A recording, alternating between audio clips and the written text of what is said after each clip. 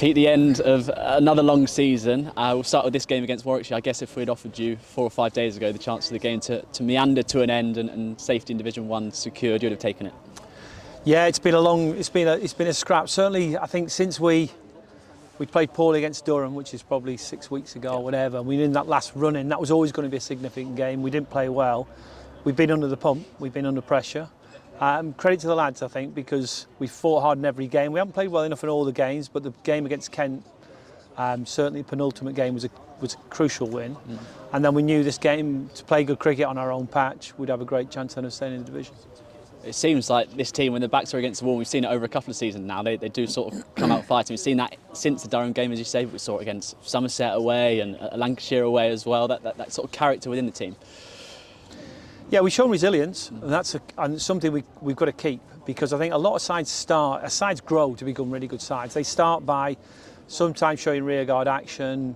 We've survived in the division, but you've got to move from that really to the point where you start dominating first innings. You start putting yourself in stronger positions. I actually think if you look back at the season, I think in the first 7 games, I think we played some really good cricket. Actually, we got in good positions, but didn't always drive it home. We probably played our best little patch of cricket when we had a good game against Warwickshire at Edgbaston, backed it with a win here against Lancs, and had a really good scrap against Hampshire here where we just narrowly missed out. So that would be our best little patch, I think. And then when we went into the T20 space, the mixed up space, I think then it's harder for a team, especially younger players, to keep focus on all the different comps. And I don't think we played as well as we could have done there. And I think we finished absolutely at it, and at different times. Someone like Essex, I think you'd have to take it, they were a better team at the time, they played better than we. Someone like Durham, I think we walk away from that game being really disappointed that we didn't get it right, and that became a crucial game. And I think Kent, very good win, and here we looked a good team again. We played some good cricket. Yeah, let's adjust the first innings of this game when we lost 2 wickets fairly early, with rain coming in as well.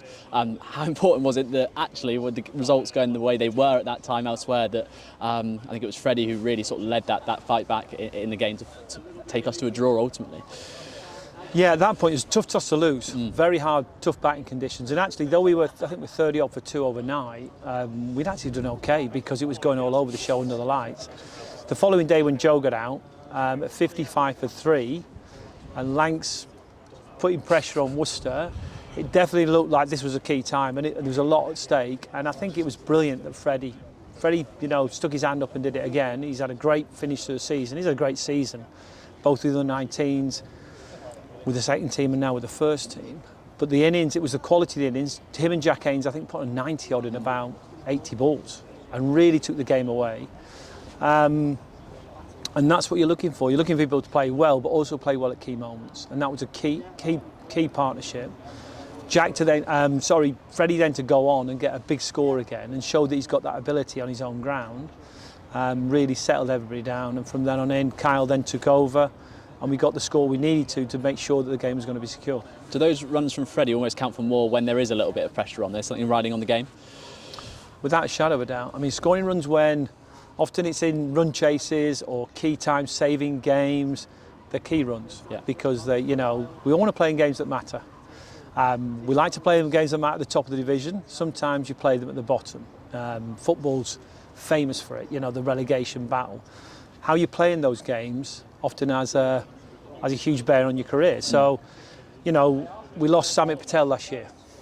He was known for a guy who'd play well in the big games, and it can spark your reputation. Now, Freddie's already fronted up a couple of times in those big games. That's great for him to know that he's got that in him. And it's also a testament to the quality of how he's played. He's played a style of cricket that's aggressive, but certainly under control, and looks like a fine young player. And a word on Carl Verena for his contribution over the past sort of month or so. Very almost uncomplicated batter. Looks very, very settled at the crease, and a century again that put us in a good position. Yeah, he's got that. I don't know, as a coach, you'd say he's quiet on the ball. He's quite, he scores at a good rate, but he's calm how he plays. He accumulates, picks his spot, builds partnerships. So he's had a really good time. He's settled in very well with the lads, played some good cricket, and that was another key innings for us really, because we still had to build on that partnership that Freddie had put, that score, to make sure the game was going to go well beyond it.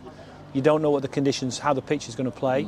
It was a good pitch, still something in it, but certainly when it got past probably about 30 overs, it was hard work getting a wicket. And from a coach's perspective, what can you sort of take from the season into next year, whether that's sort of good parts and positive aspects or things that you've learned about the group that might need work on during the winter? Yeah, I think you look at it, we'd be frustrated on some areas, that's for sure. Never quite got a settled bowling attack out because through injuries and through England call-ups, and we didn't get rid of the wickets from 2 or 3 areas we normally get them from, which is fine, it happens. So we'd look at that, and we, like most things, but we did see some emergence. I think we'd look at it as, okay, we found now Freddie's batted really well at 3. Someone like Rob Lord's coming to the side and shown that he's got something he can offer at first team level, both in white and red ball cricket, I think. Farhan again today. I mean, very tough place to bowl spin, Trent Bridge. But it's the way he holds the game, the discipline he shows, and he bowls with an intensity that it's reserved for the best players. And I think that's lovely to watch. Everybody's enjoyed watching him, his enthusiasm and a drive about it, and he's done it again today. So I think they're really exciting things. I think these areas, batting first innings at times we'd be frustrated. Sometimes we've had to react to a situation rather than really get on the front foot straight away. I think we started the season better, if I'm honest, and I think maybe in those middle games around the white ball cricket, you've got to keep your focus on both formats, which is not easy for young players, but it's a key area you've got to be able to do to be competitive and more than one format.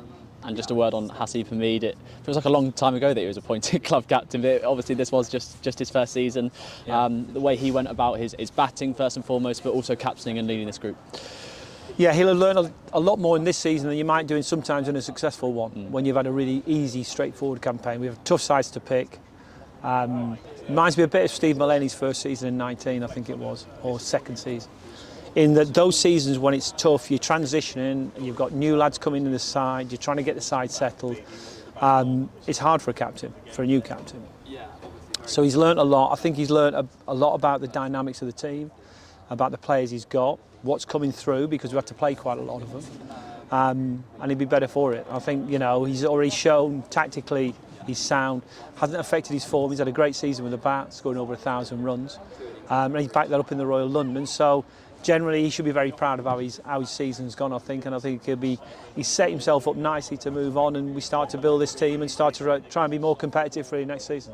And that starts, I suppose, in a matter of weeks, really. I guess you put your feet up, and then, come November, you're all back in here working hard for 2025. Yeah, it's normally about 6 weeks we have. And in that 6 weeks, we'd review it, we look back on it, we'd do some talking. Like always nowadays, you've got your analyst gives you the facts on paper and all the stuff that goes with that.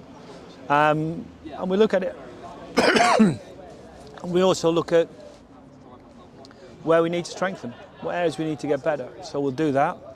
And come sort of middle November, we'll be back at it.